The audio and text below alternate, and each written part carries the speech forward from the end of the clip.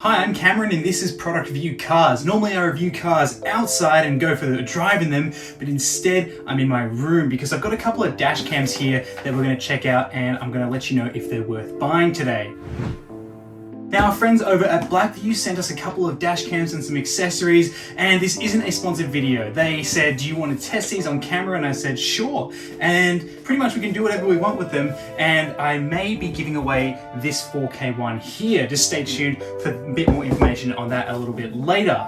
But to get started, let's just see what's inside these boxes. So first of all, I've got this sort of 1080 standard camera here. So here's what the camera looks like. It looks pretty sleek, it looks pretty nice, and the cool thing is that this piece comes off if you need to keep the clip in the car and remove the camera for whatever reason, and it just gives you easy access to the SIM card, or if you just have to take it out of the car without having to remove the adhesive, which I learnt just unfortunately a little bit too late. Now what's cool is that then you can lock it using this little grip here, so you can pretty much lock it into place so you don't have it sliding around, and it's got a built-in speaker, it's got some indicator lights on it, and this one is the Full HD 60 frames per second model. And look, it's impressive in its packaging. It's not as ugly as I thought some other dash cams look. The Blackview ones do look nice and sleek, and the cool thing is, being black, they obviously go up into your peripheral vision and they should disappear up there if it's visible, but usually I just put this underneath the rear vision mirror and it just disappears completely. Now what else is in the box? There's some instruction manuals here, some packaging, some wiring. This tool was quite interesting. This is the trim tool. So you're meant to edge this around the edge of your trim to then feed these big wires around. Now look, there's a lot of wires and they have a lot of length to them, but you'll want that a little bit later, and we'll hopefully see how far this can stretch in my personal car. Now I have some additional wires. These are actually to hook it up to the front and back camera, because there is a secondary camera in here which is meant to be the rear facing camera. Now this one is really long, so it should be able to go from the front of your car all the way to the rear windshield, and that should be something that you can put at the back just in case someone rear ends you or something happens to the back of the car. At least you got eyes back there as well. What else is there? There's additional adhesives which I will be using later, and there's some little wire management cabling here which I kind of like, so you can use some 3M stickies to then, you know, clip a wire neatly away if you're a bit of a neat freak like me with wires and cables. And there's additional cabling in here. These are to go to a battery. So if you want to hardwire this into your car rather than going through the cigarette socket or the 12-volt socket as it's now called. Now, this 4K version is literally just the same camera but with 4K resolution. They look identical in their packaging. I haven't really unpackaged this one yet because this is meant to be the giveaway camera. And look, size-wise, they're exactly the same in terms of their actual width and size. You know, you wouldn't be able to tell the difference other than the fact that this one says 4K, and obviously when you look at the footage a little bit later. And in terms of the specs, they all come with the same pieces of equipment that you use to put it all together, except this 4K one comes with a 64GB micro SD card, where the standard HD one doesn't obviously need that much recording power because it's a smaller resolution, so this only has a 32GB micro SD card.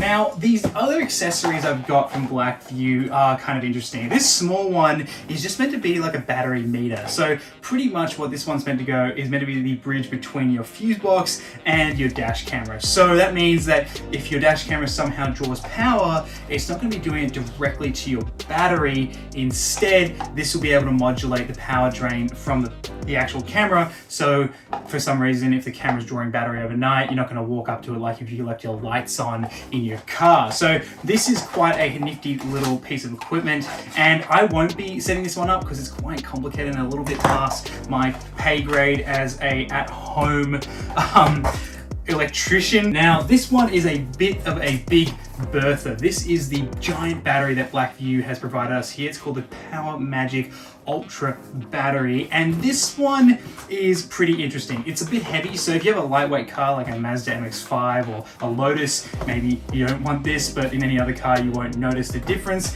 And this thing is absolutely humongous, because what it's meant to do is it's meant to basically capture a minimum of 24 hours of footage after you turn your car off. Here's the actual unit itself. It's a bit of a big thing, but then you realize it's nice and sleek, so you can actually put it behind some trim panel or secure it somewhere else, or maybe underneath the boot floor would be good, or even behind the firewall in the glove box if you don't use that. It'd be good to have, because this will be good for people who park their cars maybe out in the street or in an area where they think that the car might be messed with, or you're going away on a bit of a small trip and you just want to keep an eye on your pride and joy. Then this would be a good thing to invest into, just to give yourself a bit of peace of mind when you're leaving your car for more than overnight. Let's say, obviously a 24-hour period. So this is quite a good little addition. I actually think this one is a little bit more appealing than using just the PowerMagic Pro, but obviously these can be used all in conjunction, and you've got yourself quite a comprehensive system just to run some cameras. So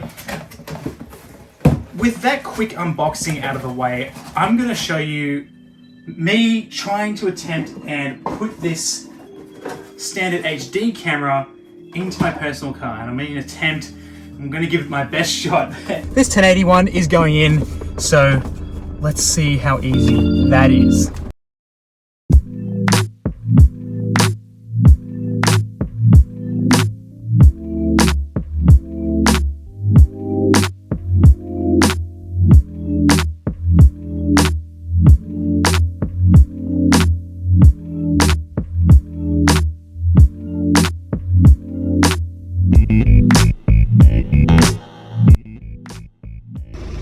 Okay, finally we are all set up. I put it in the 12-volt socket for now. It sort of goes through here and then it's sort of bundled up into the glove box. No one really uses that. Then I put it through a trim all the way up here, as you saw, and then that's the dash camera. Yeah, it's a bit of an ugly wire there.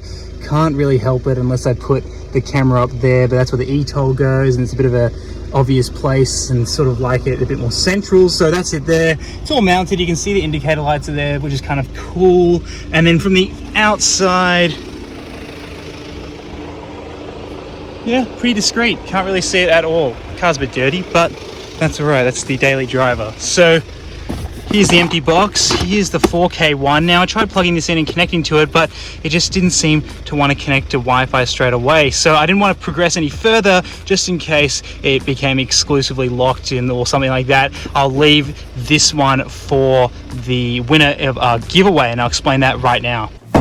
Okay, so my first thoughts of this dash camera. Look, I think it's a pretty good product if you like dash cameras. Personally, it's been something that hasn't really been at the top of my mind, but I jumped at the opportunity to be able to put one in my car just for an extended period of time, a couple of months, and then report back to let you know how it's been going. Look, I like the installation process. It's actually pretty simple. Just need a bit of confidence in your own strength to be able to pull back those trim pieces, and also be extra sure where you're going to put those 3M pieces, because I already used two pretty quickly because one was a tester and the other one was just my own error. Also, those 3M things are just a little bit difficult and a little bit frustrating, and for some people it may seem like it will never come off. So those 3M stickies, although they're quite durable, they are pretty annoying to just like interact with. Now, the actual app itself is quite interesting. It's really good to use. I thought it was brilliant. Really easy to connect to the camera. It has its own like little Wi-Fi code, and you connect to it while you're in the car. And if you are interested in connecting to the cloud, you'll just need to put like a little SIM card in, a little data SIM card in there to be able to connect to the cloud. Now, bit of a security issue. You want to make sure that you can't see yourself on a map, because I was able to see people's random cars as they're driving around Sydney. Now, that to me is a bit of a privacy risk. I don't really care for people to be knowing where I'm going, my exact kilometers, which road I'm on. So make sure you turn that off as a sharing option if it is one. I obviously haven't connected it to the cloud, so I'm not entirely sure how to enable that, but that is a bit of an issue, and I think Blackview should just automatically turn that off for anyone connected to the cloud. And so to enter this giveaway, all you have to do is review your own car on productreview.com.au. There's a link for that down in the description down below, which you can go to right now. You'll be able to read our terms and conditions there and also check out what prizes will be going out. There'll be two major winners that will pretty much win a dash cam each. One will get a 4K one and that little magic box you saw, and the other one will get a HD dash cam with the bigger battery. So there's a random draw for two people to go and win either of those prizes, which is pretty exciting because this is our first giveaway here on the channel, and it's pretty exciting to be able to read your own reviews on our site. So to enter, all you have to do between now and up until the 27th of October 2021, we'll be releasing our winners soon after that. All you have to do is just review your own car. So I don't know what you're waiting for. Go down in the description down below and review your car to enter this giveaway. I'll be doing an update video in a few months' time to let you know how it's been going, and fingers crossed it doesn't catch any incidents which I would like to show on here, but if it does, it may mean more views. So if you want to make sure you don't miss out on that or anything that we put out here, Product Review Cars, even some car reviews, make sure you are subscribed down below, and I'll see you in the next one. Thanks for watching.